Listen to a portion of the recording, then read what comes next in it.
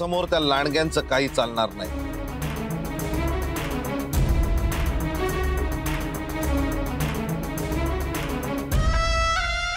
काय दिवस आले. हा एडका स्वतःला शिवम समजायला लागलाय. शिवम. बघ मस्त आहे ना. तुझा नाही माझा फोटो बघ. भाग्यश्री, वाणसामानाची मी यादी करून ठेवले, तू एकदा नजरे घालून घाल. हं? आणि काय राहिलं असेल तर मला सांग. आता तू लक्ष घालायला हवंस या सगळ्या गोष्टींमध्ये. काय ग वसुधा? माई मी. तू नाहीतर काय मी. अगं माही जबाबदारी देते तर घे ना. माई मी नंतर वाचते ना. आपण आधी ते जेजुरीचे फोटो बघूया ना प्लीज. बघा, नाही ते बघितल्याशिवाय लक्ष नाही लागणार हिचं कामात. ए शर्मिष्ठा, दे ना मला अल्बम. दे दे तिला दे. बघ पण ही ना मुद्दामून करते बया. अरे हो, मी एक सांगायचंच विसरले. काय? मृदुला काकूंचा फोन आला होता. छान. आणि हे तुम्हाला आत्ता सांगतेस? काय म्हणत होती? त्यांच्या आईचं ऑपरेशन झालंय, पण अजून त्यांना घरी सोडलं नाहीये. काय ग हिच्या तरी एक मागे लागलंय. आधी अक्षय हॉस्पिटल मध्ये होता, आता आईचं ऑपरेशन.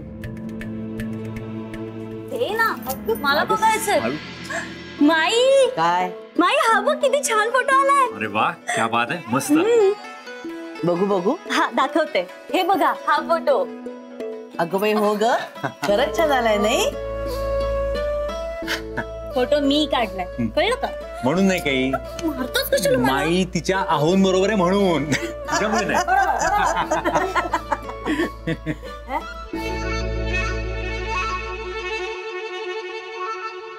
काय गो, तू केवढी असतेस पण आमचा फोटो बघून? माई आम्ही तुमच्या एवढे होऊ ना, तेव्हा मी पण तुमच्यासारखी अशीच लाजेन ना. थोडा ना खरंच दृष्ट लागण्यासारखा आहे हो. वेडाबाई आहेस तू.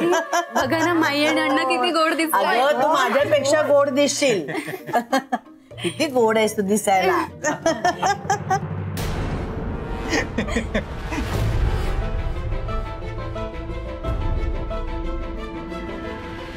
माई काय तुम्ही?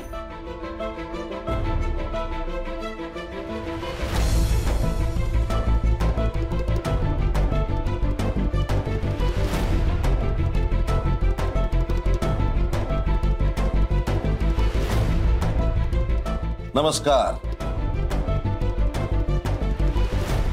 तुम्हाला आणि तुमच्या नातवाला भेटायला आलोय. शेवटचं. अरे देवा, ह्यांनी हे फोटो आणलेत की काय? नमस्कार. तुम्ही याल असं वाटलं नव्हतं. आपण काय काम आहे तुमचं?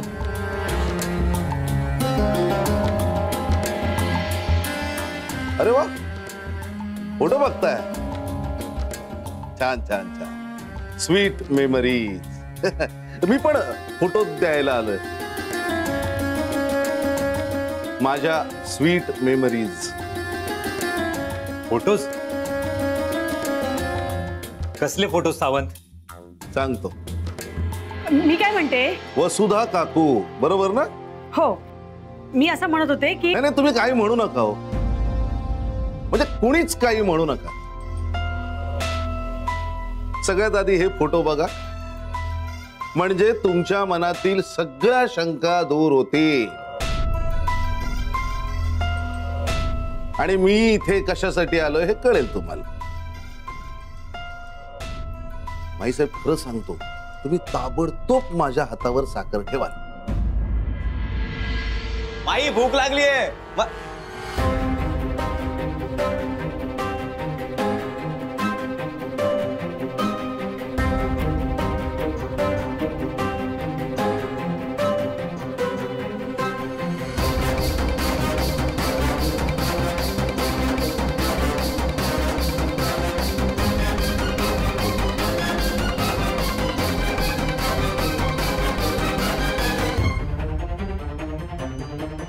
काय करत. चुकीचा प्रश्न विचारतोयस असं नाही वाटत तुला?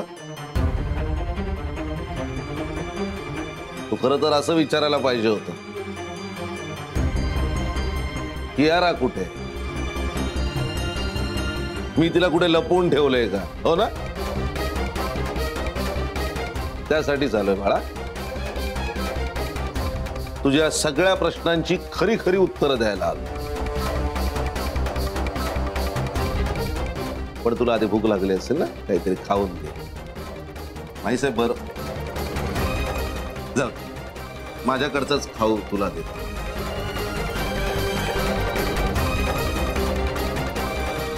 फोटो घे. अरे तिचे फोटो बघून पोट भरेल तुझं.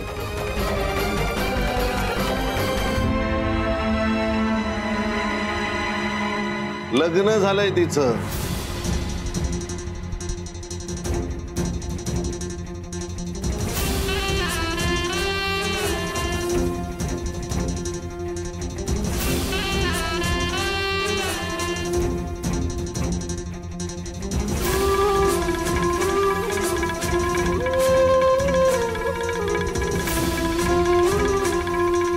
लग्न? घे घे फोटो घे. सुखात आहे ती.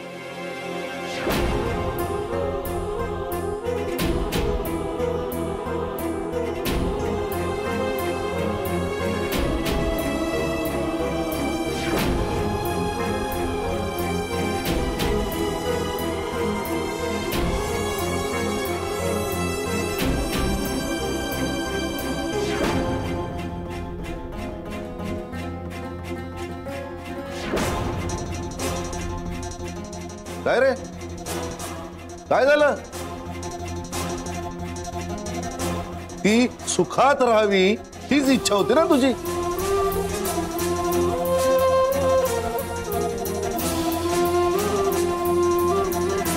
अरे मग सुखात आहे बघ ना.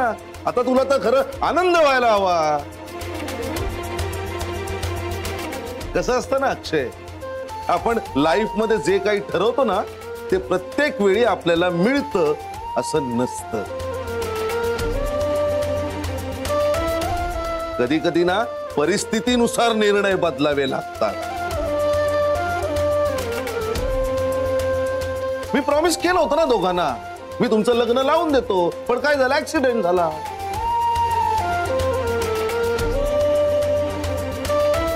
आणि परिस्थितीने खरे रंग दाखवायला सुरुवात केली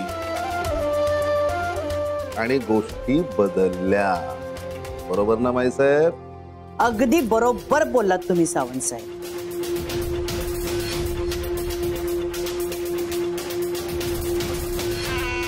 माणसं कशी बदलतात हे तुमच्याकडे बघूनच शिकायला मिळतं.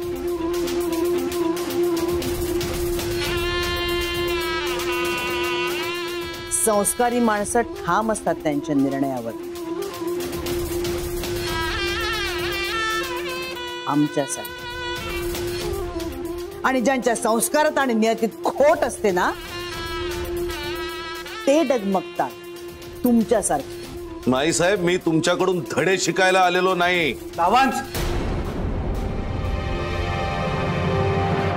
असो अक्षय, आता कियाराचं अर्जुन बरोबर लग्न झालंय. ती सुखात आहे, सुखात राहू दे. अरे तुझंही नशीब चांगलं आहे की तुला अमृतासारखी समजूतदार बायको मिळाली. तेव्हा जितक्या लवकर हे मान्य करशील ना तितका त्रास कमी होईल.